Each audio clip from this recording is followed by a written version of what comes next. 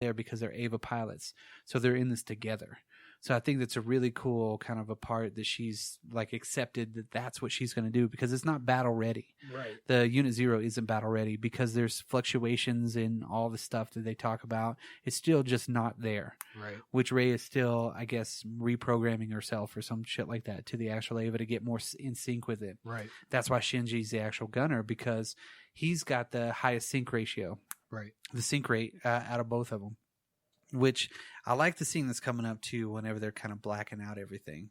You know, they're blacking out the power throughout all of Tokyo. And it's cool to see all of that stuff being hooked up. Well, right before the lights go out too, he says there's a chance we could die tonight on this mission. Yeah. And she's like, I will protect you. Yeah. No, that's right afterwards because they're sitting on their little hangar bay deals or something like that. Oh, yeah, you're right. Yeah. And basically, and we get this, and in the background before this too, we hear about how the gun can't be fired again. Yes, it has to be cool down, and the fuse has to be replaced. Yeah, so you kind of feel like that's probably going to come into play. Yeah, exactly, because it takes so much energy, and they have no idea if it's even going to work at all. Too. And that's where we get to see Pin for a half a second. Yeah, he's looking at the sky. Yeah, looking at the sky, and everything's going out, and then they have that little moment where they're actually on the whatever you call it, their launch pads or whatnot. Yeah, and that's where he says, "Why do you pilot your Eva?" Yeah, and she's like, "It's my link to everything." It's she her goes, connection. "It's my link," and then he's like, "My link to everything." Yeah. So she has nothing. She's like, she even says, "I don't have anything else." Yeah. But this is it. So she's ready to go, and that's what her lot is. So, which in a weird way, Shinji is bucking his whole deal. He's basically saying, I do not want to be a part of this shit. I don't want to have anything to do with this. And she's like accepted her fate. Yeah. He hasn't. So you get to see that polar opposite kind of a situation too. Absolutely. Which is kind of weird because, you know. But Shinji was in that spot a few episodes ago where he's like, I did my job. Yeah. You know, this is what I do now. He accepted it, but then got called into a really weird state of mind too, and then ended up being like, well, fuck it. Yeah. You know, I don't want to do this anymore. And it's like he's a teenager. Yeah, he's changing so much, but Rei's just like laser focused, like, this is it. Right. This is my life. And we've got the scene with all these generators wrapped around the hill or whatever. And they're all cooling stations. Yeah. And a weird deal. It's so fucking cool to see how they ran all that power up to their whatever they call it, like side base. Yeah, they call it like a side base 2 or some shit like that. I don't remember what they call it. But... So they kind of really are like, they know that this is the only shot that they got, so they're putting everything into it. And like, how could they lose? Almost, right?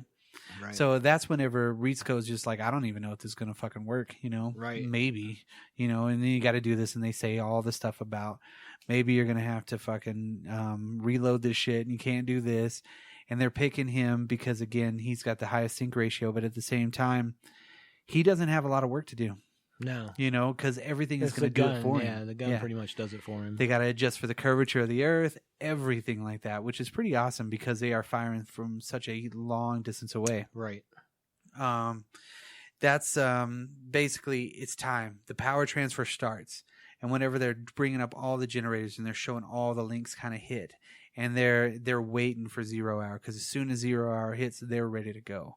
Because as soon as it penetrates down into there, that's whenever they want to fire. And right before they fire, they get an energy reading from the angel. Knows, yeah. Like it already knows something's about to happen, so it's about to fire. It can feel that energy coursing through, and it knows where it's at. The trajectory, yeah. Yeah, I mean, everywhere that it's at, and it's firing from the right spot. It hasn't moved at all, but yet it's still drilling down, and it's almost penetrated all of those. Yeah, it's almost penetrated all the layers. So that's whenever, boom, they hit that first shot. And that's whenever the angel has the first shot too. Yeah, at the same time, like they hit each other, but they go around each other it's and a keep weird, going. Yeah, it's a weird positron. I don't even know how to explain it. I don't know the science behind that. So, but cool. So it like twists and turns and then ends up exploding in front of everybody. But the explosions are so massive. Absolutely. That everybody feels everything. NERV headquarters, the extra base, everything like that. Everybody's just like kind of like getting knocked down because it's such a major, massive explosion. That's right. But then it's time for shot number 2 because they fucking miss. You know what I mean? So they're busy trying to switch fuses and cool down, and we get another blast from the Because it's all the angel. Because Ramiel is so quick, it needs to build up its energy again too, but not near as long. Correct. So it takes a little bit longer. But as soon as that next shot fires, you're thinking Shinji's going to get hit again. But that's where Rei comes in to do the protection. Yeah, she's got the shield of. She's got the spaceship. Yeah, the spaceship shield. Yeah. So she's actually going after him. But she's holding up, man. She's getting. She gets pummeled again. Yeah, she's just getting fucked up, but she's definitely holding it back while everything happens. She knows again, she knows her lot because she's basically like, I'm there to protect. Know your role. Yeah, so she knows that she's going to protect, and that's when he gets that second shot straight through the middle. Fucking destroys it, yeah. Because as soon as it does that, they've penetrated down into NERV headquarters and the drill stops, and the fucking thing just gets destroyed. Yeah. So that's now. Whenever we get to this part too, it's like Shinji almost does the same thing that Gendo did, right? With Rei, or the same thing that Misato did to Shinji. Correct. So they're kind of actually going after the whole entry plug, and they do the emergency ejection. She's melted to fuck. Everything's all going nuts, but yet they've won their battle. Yeah, Shinji just doesn't care. He opens the thing same way, burns his hands and everything like that. Gets in there, and they have that same moment that Gendo did with her as well, where she's sitting in the entry plug with all the fluid in it, and she just kind of like almost passed out. Yeah.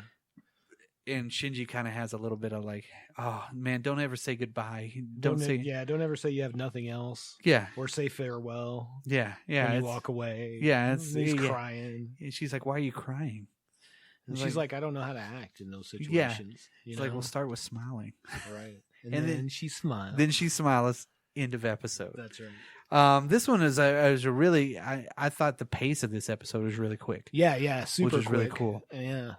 So a lot of action, a lot of stuff going on. There's a lot of stuff. You get to see a lot of the wheels turning in this episode, which are really cool. So Misato, again, you get to see why she is who she is, how she's part of this. I say a lot of action, but really he just fired 2 shots from a gun. Pretty much, yeah. Yeah, that was it. But this episode really moves super fast. It does move super fast. Super fast in a cool way, So it really does kind of, again, I don't know, it lends itself to a little bit more of the fast that pace that you're used to in the first couple of episodes, and you have that slowdown, and then now we're back into the action. Yep. And obviously we get a little bit more of a connection between Rei and Shinji now.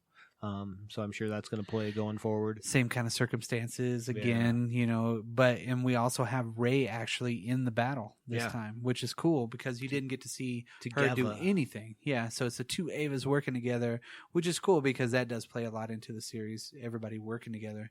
But now you're getting that. The wheels are turning more. Everything's happening a little bit more. And the frequency of these angels coming down is a lot pretty more. Quick, yeah. Yeah. So it's no longer taking weeks or months or anything like that. I don't know how many weeks it was after the last episode that this happened. I know it was the same. Well, no, I'm same hours, but yeah, between the last angel. Yeah, the last angel in this one.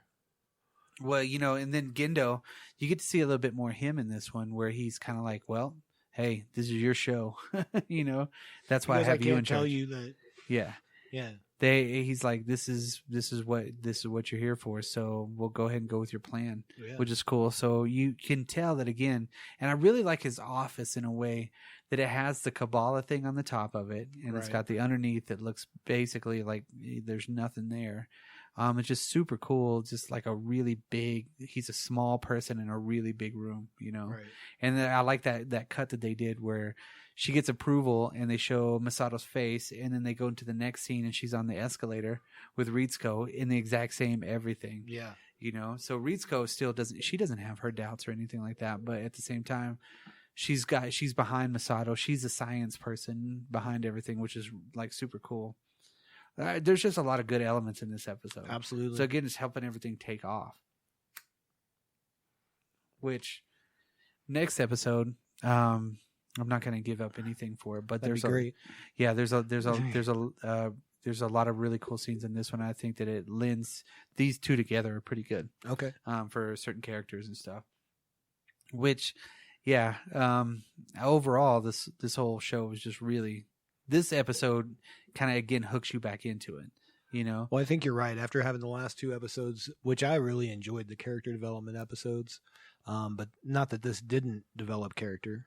but there was a lot. It's just a lot. It was like the culmination of all that stuff that we saw before, kind of moving the story forward now. Yeah. So we're actually getting to see more of the wheels turning, more of everything happening, what they're having to go through, not just what the kids are going through, but what everybody else is going through. So they're bringing in that world again, Exactly. What's actually happening outside. Well, I guess we're going to wrap this one up too. Yeah. Because we went through this one pretty quick because it was a quick episode. So I think it really helps it, that we didn't take too long on this one. There's a lot of things in this one that I probably missed, but of course. Let us know on Instagram, Facebook, YouTube, anything like that. Thanks again, everybody, for listening to these episodes. And if you're following along, we're on episode 6 now. We'll be on episode 7 next week. Absolutely. And again, any questions, comments, hit us up. Find out what we think, and we'd love to find out what you have to think. So from the Drop Culture Podcast Studios, we're going to sign out. I'm Brock. I'm Dan. We'll see you guys next week.